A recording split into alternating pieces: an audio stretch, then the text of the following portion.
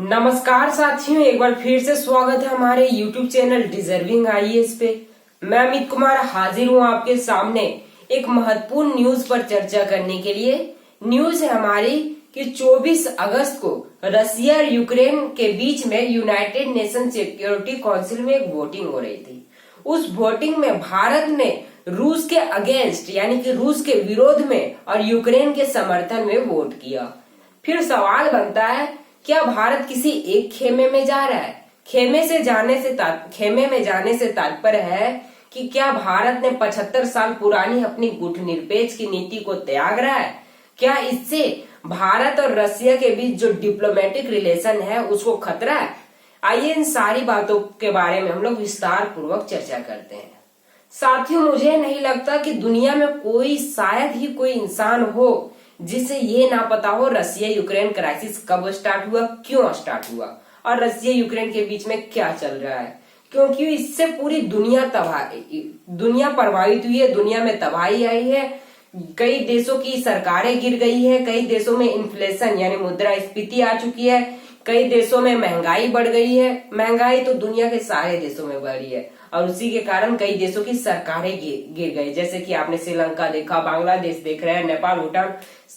इससे पूरी दुनिया प्रभावित हो रही है। इसके बारे में पूरी दुनिया को पता है, हर बच्चे को पता है कि रसिया यूक्रेन के बीच में क्या चल रहा है। ठीक है, मैं आपको बता दूं कि 24 फरवरी को रसिया ने यूक्रेन के ऊपर चढ़ाई किया और आज तो शुक्रवार हो गए यानी कि बुधवार 24 अगस्त को इसके 6 महीने हो गए और ये युद्ध अभी तक रुका नहीं है। यानी कि रसिया ने यूक्रेन के ऊपर चढ़ाई कब किया? 24 फरवरी को, और आज आज 26 अगस्त हो गया। 24 अगस्त को 6 महीने पूरे हो गए। 6 महीने पूरे हो गए और जब भी यूनाइटेड नेशन सिक्योरिटी काउंसिल में इन दोनों के बीच वोटिंग हुई तो भारत ने इस वोटिंग में यूक्रेन का साथ नहीं दिया। हालांकि भारत ने रूस का भी साथ नहीं दिया, लेकिन वोट से एब्सटेन करने का मतलब है कि भारत ने अप्रत्यक्ष रूप से रूस का ही साथ दिया है, क्योंकि रूस चाहता है कि भारत इस वोट में शामिल ना हो और भारत ने वही किया, वोटिंग से एब्सटेन कर लिया यानी कि रुख मोड़ लिया, जिससे भारत ने अप्रत्यक्ष रूप से रूस का ही साथ दिया। लेकिन कभी भी इन दोनों के बीच की वोटिंग में शामिल नहीं ली, उस मीटिंग में शामिल नहीं हुआ, वोटिंग में ही भारत शामिल नहीं होता था। ये तो बात रही वोटिंग की। अब 24 अगस्त को 6 महीने पूरे हुए और 6 महीने पूरे हुए और उसी दिन ये यूक्रेन का इंडिपेंडेंस डे था। यानी कि 24 अगस्त 1991 को यूक्रेन रसिया से आजाद हुआ था। Once upon a time Ukraine जो है वो रसिया का ही पार्ट हुआ करता था। रसिया का पुराना नाम यूएसएसआर यानी कि पूर्व सोवियत संघ का ही हिस्सा हुआ करता था यूक्रेन। जब 1991 में यूएसएसआर टूटा तो 15 प्रांतों में टूटा, जिसमें से बड़ा प्रांत निकला रसिया और छोटे छोटे नन्हे मुन्ने बच्चे में एक यूक्रेन भी था। यूक्रेन ने अपनी आजादी की घोषणा 24 अगस्त 1991 को ही किया, यानी कि 24 अगस्त को उसका इंडिपेंडेंस डे, जैसे कि हम लोग 15 अगस्त को इंडिपेंडेंस डे मनाते हैं, उसी प्रकार ये यूक्रेन भी 24 अगस्त को इंडिपेंडेंस डे मना रहा था। ठीक है, अब 6 महीने भी पूरे हो रहे थे 24 अगस्त को और इंडिपेंडेंस डे भी आ गया। फिर United nation security council, United nation के बारे में जानते हैं, कुछ बातें मैं आगे चलकर आपको बता दूंगा। ठीक है, तो यूनाइटेड नेशन सिक्योरिटी काउंसिल ने सोचा क्यों ना यूक्रेन के राष्ट्रपति जेलेंस्की को बुलाया जाए, कुछ इसके बारे में कहने के लिए, कुछ अपनी दुख भरी कहानी सुना देंगे। तो उनको जब इनवाइट किया गया तो उन्होंने कहा मैं देश छोड़कर वहां पर आ नहीं सकता। यानी कि इसका तात्पर्य है कि मैं वर्चुअल मोड से यानी कि वीडियो कॉन्फ्रेंसिंग के जरिए मैं आपको अपनी दुख भरी कहानी सुनाऊंगा। ये जेलेंस्की की ओर से स्टेटमेंट आया। फिर रूस के जो वहां पे प्रतिनिधि बैठे हुए हैं, जैसे कि हमारे वहां पे अस्थायी प्रतिनिधि का नाम है रुचिरा कंबोज, जो SS त्रिमूर्ति की स्थान पे आई है। ये ऑनलाइन एग्जामों में पूछा जा सकता है कि यूनाइटेड नेशन में भारत के अस्थायी प्रतिनिधि का नाम क्या है, तो रुचिरा कंबोज है कि इनके स्थान पे आई है, SS त्रिमूर्ति के स्थान पर आई है। तो रसिया की जो वहां पर रसिया के डिप्लोमेट जो है यानी कि एम्बेसडर कह सकते हैं या तो अस्थायी प्रतिनिधि कह सकते हैं, जो वहां पर है, उन्होंने कहा कि नहीं, यूक्रेन के राष्ट्रपति जेलेंस्की को फिजिकल मोड से आना होगा, वर्चुअल मीटिंग में भाग लेने के लिए हम नहीं देंगे। ये किसकी ओर से कहा गया? रसिया के प्रतिनिधि के द्वारा, स्थायी प्रतिनिधि के द्वारा कहा गया। नाम जानने की जरूरत नहीं है आपको, बस आप भारत के डिप्लोमेट का नाम जान गए, रुचिरा कंबोज, बस इतना ही काफी है। उन्होंने कह दिया कि फिजिकल मोड से हम, मतलब फिजिकल मोड से ही उनको आना पड़ेगा, खुद शरीर समेत यहाँ पर आकर अपनी दुख भरी कहानी सुनानी होगी, तो ही हम उनकी बातें सुनेंगे। फिर यूनाइटेड नेशन में वोटिंग कराई गई। यूनाइटेड नेशन में 15 मेंबर होते हैं, यानी कि 5 परमानेंट और 10 नॉन परमानेंट मेंबर। इस समय भारत 2 सालों के लिए नॉन परमानेंट मेंबर की अध्यक्षता कर रहा है। वो 10 नॉन परमानेंट मेंबर में भारत भी एक नॉन परमानेंट मेंबर है, जो कि दिसंबर में खत्म हो रहा है। ये बातें आपको पता होनी चाहिए, ठीक है। 2 सालों के लिए नॉन परमानेंट मेंबर की सीट होती है और भारत इस पर अध्यक्षता कर रहा है। यहाँ तक क्लियर है।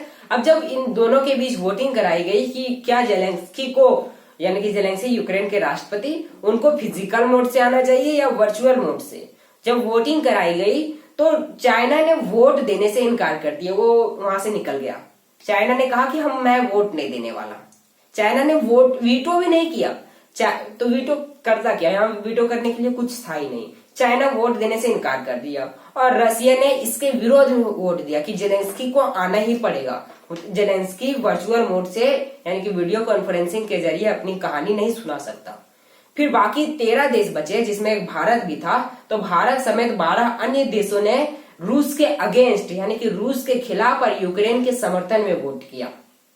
इसका ये मतलब नहीं निकाला जा सकता कि भारत ने रूस के विरोध में वोट किया, क्योंकि भारत का कहना है कि यूक्रेन के राष्ट्रपति वर्चुअल मोड से हैं या तो ये फिजिकल मोड से। बात एक ही है, उनको अपनी कहानी सुनानी, उनकी स्वतंत्रता दिवस है, इंडिपेंडेंस डे, अब कहानी सुनानी है तो फिर आना ही तो पड़ेगा। तो इससे आप ये निष्कर्ष ना निकालो कि भारत और रसिया के डिप्लोमेटिक रिलेशन को इससे खतरा है, क्योंकि भारत ने रूस के खिलाफ ऐसा वोटिंग नहीं किया है। वोटिंग किया है तो वो बस ये कि रसिया, ये यूक्रेन के राष्ट्रपति जेलेंस्की फिजिकल, ये वर्चुअल मोड से भी है, इस मीटिंग में भाग नहीं सकते हैं। उन्होंने अपनी दुख भरी कहानी सुनाई। ये दुख भरी कहानी आपके लिए जानना जरूरी नहीं है, फिलहाल आपको ये जानना जरूरी था कि ये वोटिंग किस बात की कराई गई, जो दुनिया में फैल रही है धीरे धीरे कि भारत ने रूस के खिलाफ वोटिंग कर दिया। क्या भारत किसी एक खेमे में जा रहा है? क्या इससे भारत और रसिया के बीच का डिप्लोमेटिक रिलेशन खतरे में है?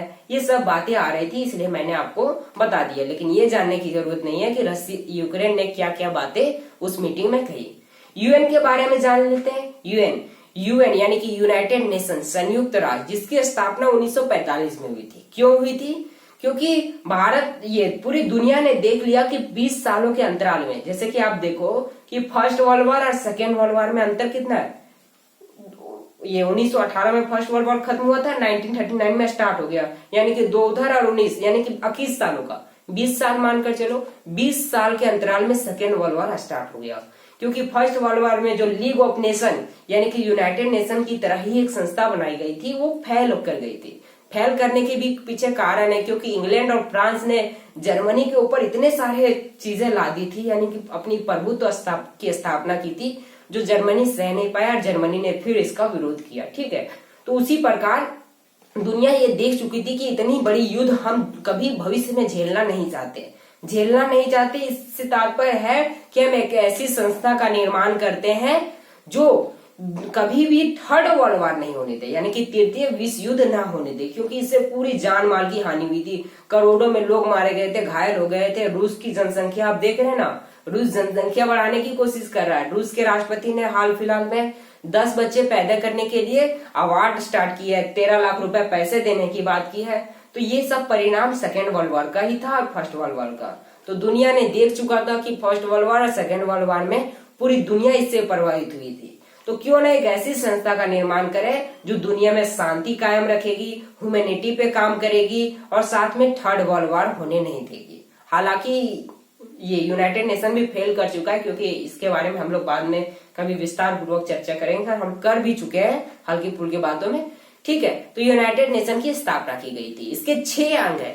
6 अंग, कहीं कहीं लिखा जाता है 5 अंग। छठा अंग कौन सा है? International court of justice. ठीक है, इंटरनेशनल कोर्ट ऑफ जस्टिस को कभी साइड कर दिया जाता है। इसमें 5 अंग है, जिसमें से एक अंग है United nation security council.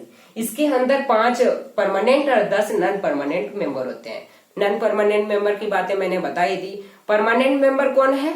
Non permanent member जानने की जरूरत नहीं है, क्योंकि हर 2 साल में चेंज होते रहते हैं। ठीक है, परमानेंट मेंबर कौन है? तो पहला यूएसए, जो विजित राष्ट्र थे। विजित राष्ट्र में एक यूएसए था, यानी कि अमेरिका, फिर ब्रिटेन, फ्रांस, रसिया और चाइना। फिर सवाल बनता है कि चाइना इसमें कैसे है? चाइना तो सेकेंड वर्ल्ड वॉर लड़ ही नहीं रहा था। तो चूंकि उस समय अस्थाई ये परमानेंट मेंबर की सीट भारत के लिए आई थी, लेकिन नेहरू जी ने इनकार कर दिया, क्योंकि देश की परिस्थिति उस समय बिगड़ चुकी थी। हम उस समय आजाद हुए थे, हमारे पास खाने के लिए पैसे नहीं थे और उस समय पैसे देने पड़ रहे थे, इसलिए भारत ने ये परमानेंट मेंबर की सीट लेने से इनकार कर दिया। चाइना ने पैसे दिए, चाइना परमानेंट मेंबर का सीट ले लिया, जिसके पास होती है वीटो पावर। इन्हीं पांचों परमानेंट मेंबर के पास होती है वीटो पावर, यानी कि ये पावर ऐसी है कि कोई भी प्रस्ताव किसी देश के खिलाफ पारित होगा तो एक देश के पास शक्ति है उसको वीटो करने की। यानी कि यूनाइटेड नेशन कभी भी नॉर्थ कोरिया के खिलाफ ये प्रस्ताव पारित करता है कि नॉर्थ कोरिया पे हम चढ़ाई करेंगे, तो चाइना अकेले कर देता है वीटो, यानी कि अब यूनाइटेड नेशन उस पर चढ़ाई नहीं करेगा। यूनाइटेड नेशन के अंदर दुनिया भर के देश अपनी शांति सैनिक भेजते हैं कि यूनाइटेड नेशन उसके जरिए दुनिया में शांति कायम कर सके। तो मैंने यूनाइटेड नेशन सिक्योरिटी काउंसिल के बारे में बता दिया, यूनाइटेड नेशन के बारे में बता दिया, और जो न्यूज थी वो मैंने आपको बता ही दिया। तो फिलहाल के लिए इतना ही, मिलते हैं नेक्स्ट वीडियो में। Thank you.